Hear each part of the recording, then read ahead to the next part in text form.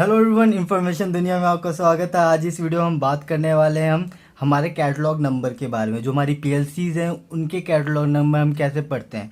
तो हम इससे पहले की वीडियो में हमने बात की थी, हमने थोड़ा जाना था कि यार ऑटोमेशन इंजीनियरिंग में कौन कौन से पार्ट्स हैं, और हमने देखा था पीएलसी का यार डायग्राम क्या है या वैसे फंक्शन क्या करता है वो हम आगे देखेंगे। बट वो देखा था हमने ऊपर ऊपर से है क्या।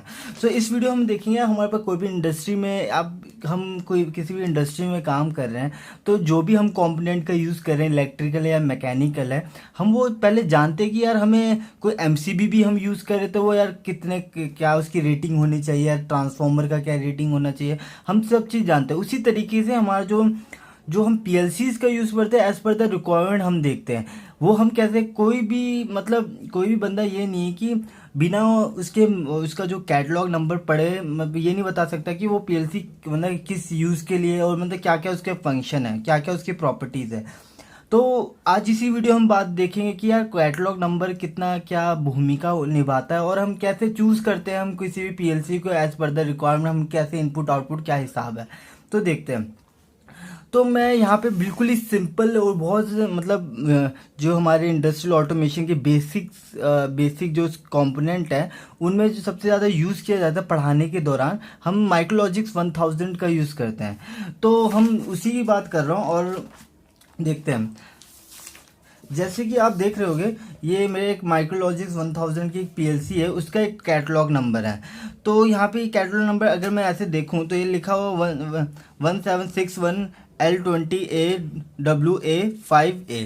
तो ये देख के वो समझ आ नहीं रहा। अब और क्या, जब भी हम किसी भी पीएलसी को बारे में जानना चाहते हैं तो फर्स्ट ऑफ ऑल यार हमेशा याद रखना कि उसका जो लैब मैनुअल है या उसका कोई मैनुअल आएगा उसके साथ, जो आता है कैटलॉग नंबर का मैनुअल आता है, उसके ज़रिए हम बता सकते हैं उसकी सारी की सारी प्रॉपर्टी। तो ये बेसिक बस स्टेप है, एक तरीका मैं बता रहा हूँ कि यार ये बहुत ज़्यादा इंपॉर्टेंट रोल प्ले करता है हमारे किसी भी इंडस्ट्री के अंदर। जैसे कि यही हमारा एक कैटलॉग नंबर है, यहाँ देखा हो मैं बता रहा हूँ कि ये क्या है, ये जो पीएलसी है इसकी क्या क्या प्रॉपर्टी है और क्या क्या चीज़ें हम इससे कर सकते हैं। जो हमारा 1761 ये हमारे इंडिकेट कर रहा है हमारा बुलेटिन नंबर, मतलब ये मतलब एक सीरीज है। हमारी जो कंपनी अपने स्टैंडर्ड के अकॉर्डिंग, अपने सीरियल नंबर के अकॉर्डिंग सीरीज निकालती है। तो ये हमारा उसी सीरीज का 1761 नंबर है, बुलेटिन नंबर है। और L20 नंबर इंडिकेट कर रहा है हमारा कि ये हमारा नंबर ऑफ इनपुट और आउटपुट्स को इंडिकेट कर रहा है। मैं यहाँ पे भी एक जल्दी से आपको बता देता हूँ। 1761 तो हमारा बुलेटिन नंबर हो गया, L20 हो गया हमारा नंबर ऑफ इनपुट और आउटपुट हो गया। इसमें 60% हमारे इनपुट्स होंगे और हमारा 40% हमारे आउटपुट होंगे। उसी अकॉर्डिंग आप निकाल लेना कि इस पीएलसी के कितने इनपुट है आउटपुट है। हमारा जैसे भी ए इंडिकेट करता है कि जो हमारे इसमें जो इनपुट सिग्नल देंगे, इनपुट हम इसमें जो सप्लाई देंगे वो हमारा क्या है, हमारा एसी है या डीसी है। अगर ए की जगह बी होगा तो मतलब इसका मतलब हम डीसी सप्लाई देने वाले हैं, 24 VDC या 12 VDC जो उसकी रिक्वायरमेंट है, जिस वोल्टेज पे वो चलता है।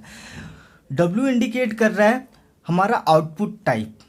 मतलब ये काफ़ी बंदे कंफ्यूज होते हैं कि यार आउटपुट टाइप से क्या लेना देना है यार।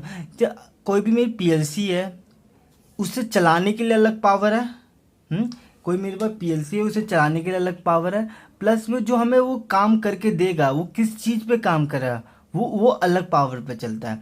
फॉर एग्जांपल मेरी एक पीएलसी है, वो मेरी डीसी पे काम करती है, बट मैं चाहता हूँ मेरी मोटर कंट्रोल हो, बट वो तो एसी पे काम करता है। जो हमारी मोटर है वो हमारी एसी पे काम करती है। तो ये पूरा जो चक्कर है, ये हम सारा का सारा हम जानेंगे। इसकी जो हमारे पीएलसी की जो वायरिंग है उसके अंदर आपको डीपली मैं बता दूंगा कैसे हम किसी मोटर को कंट्रोल करते हैं by the help of relay, और कौन कौन से कंपोनेंट का यूज़ अभी बस अब ये जान लो कि एक कैटलॉग नंबर बहुत ज़्यादा इंपॉर्टेंट रोल प्ले करता है हमारे सिलेक्शन में, कि हमें किस तरह की पीएलसी की रिक्वायरमेंट है। मोस्ट ऑफ द जो हमारी कंपनी है, जो छोटी इंडस्ट्री है जहाँ पे ऑटोमेशन का काम होता है, वो हमारे डेल्टा पीएलसी को प्रेफर करते हैं क्योंकि वो सस्ता है और उसके सॉफ्टवेयर भी फ्री में आते हैं। तो ऐसे ही हमारे काफ़ी सारी चीज़ें जो आप धीरे धीरे अब जानेंगे। तो इसी में हम आगे देखते हैं क्या था हमारा। यहाँ पे W को इंडिकेट कर रहा है आउटपुट टाइप को, वो रिले है, मॉसफेट है या ट्राइक है। तो रिले जो हमें इंडिकेट करता है कि हमारे VDC है या VAC है, और मॉसफेट है ये क्या है, स्विचिंग डिवाइसेस के लिए यूज़ किया जाता है। और एक्स आएगा तो मतलब कि एसी डीसी दोनों पे काम करेगा।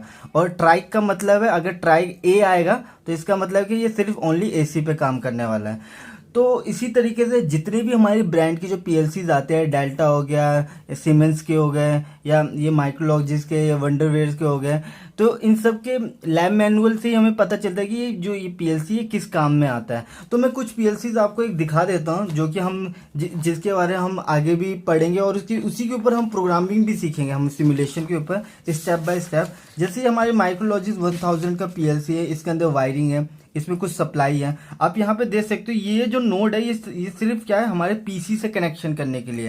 हाँ, जो जिसका हम यूज करते हैं PM02 केबल का। केबल्स के बारे में भी जानेंगे आगे की वीडियोस में। हाँ, और ये हमारे इनपुट टर्मिनल है, हमारा आउटपुट टर्मिनल है। इसे अलग से सप्लाई देने के लिए अलग से इसके लिए वो है। और इसे हम जो सप्लाई देते हैं हम SMPS के द्वारा देते हैं। तो आशा करता हूँ आपको ये वीडियो पसंद आई होगी। तो नेक्स्ट वीडियो हम बात करेंगे इनकी वायरिंग की, सिंकिंग सोर्सिंग की, और मैं थोड़ा और मैं बताऊंगा धीरे धीरे कि है क्या हमारा इंडस्ट्रियल ऑटोमेशन। हम धीरे धीरे सीखते जाएंगे क्या क्या चीज़ें हैं। Thank you so much.